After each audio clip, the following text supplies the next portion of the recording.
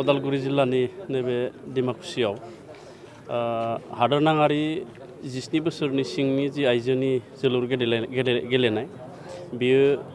फैबाय थानाय जुन दाननि 21निफ्राय जानो थांगासिनो दङ आरो बेखौ जोङो दिनै नैबे आसामनि मानगोनां बुंथिगिरि बिस्वजित दैमारि बिथांनि थाग्रा खुलियाव गासैबो टीमखौ रायदावनो थाखाय आरो बे गेलेनायखौ मोजाङै खुंनो थाखाय जोङो मोनसे सावरायनाय लाबाय आरो बेयाव जों उदालगुरि जिल्लानि गासैबो एडमिनिस्ट्रेसननि डिपार्टमेन्टखौ जों लिंदों डिसिखौ लाफानानै आरो गासैखौबो गावबा गाव बिबान होनाय जादों जाहाथे बयबो मोजाङै गावबा गावनि दायित्वखौ मावो बिनि थाखाय जोङो दिनै मोजाङै सावरायलायना लानानै खामानिखौ मावनो थाखाय थियारि आरो आङो जोबोद गोजोननाय मोनदों खारन जोंनि नैबे ओनसोला खोब उन गोग्लैसोनाय ओनसोल बेबायदि ओनसोलाव जोङो हादोरनाङारि एबा नेसनेल लेभेलनि खेला खुंनो जोङो थांगासिनो दङ गिबि खेबनि थाखाय बे जोंनि थाखाय बा जोंनि ओनसोलनि थाखाय खोब गोग्गाथावना आरो आङो फोथायगोन बे जोंनि नेसनेल लेभेलनि जि गेम बेखौ खुंनायाव निस्सय जोंनि गोग्लैसोना थानाय ओनसोलनि जिफोर गेलेगिरि बे गेलेगिरिफ्रा थोजासे थुलुंगा मोनगोन आरो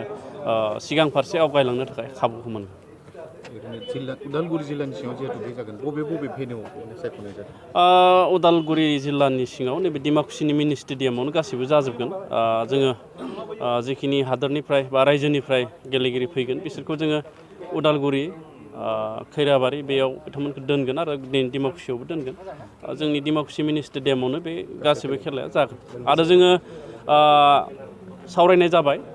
21 खालार खालि एबा जागायजेनखालि जों आसामनि मानगोनां अनजाथाव गिबि मन्त्रि डक्टर हिमन्त बिश्व शर्मा बिथांखौ जोङो लिंगोन लोगोसे जोंनि बिटिआरनि चिफ प्रमद बर' बिथांखौबो जोङो आलासि महरै हांख्रायनो थाखाय थिरांथा लानाय जाबाय। बेहाय गासै खैथामोनलै 10ता ना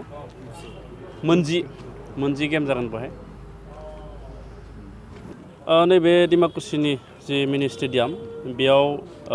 गासै मोनजि खेलाया जागोन क्वार्टार फाइनालसिम जागोन जोंहा जम्मु एन्ड काश्मीर वेस्ट बेंगल तामिलनाडु राजस्थान आरो आसाम टीमाथ' दंखायो जोंहा गासैबो बिथांमोना बे मोनजि जानो गोनां जि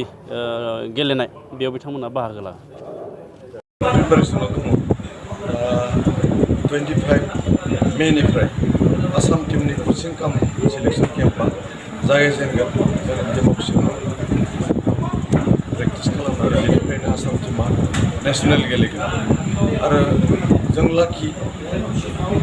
जों भेरगाव साब डिभिजननि उदालगुरिनि सिङाव थानाय भेरगाव साब डिभिजनाव जों लाखि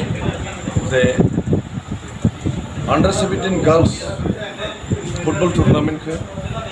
अल इन्डिया फुटबल फेडारेसना आसामाव होबाय बेनि उनाव जों गुवाहाटी आरो डिमाकुसि भेन्यु जों मोननो हानाय जाबाय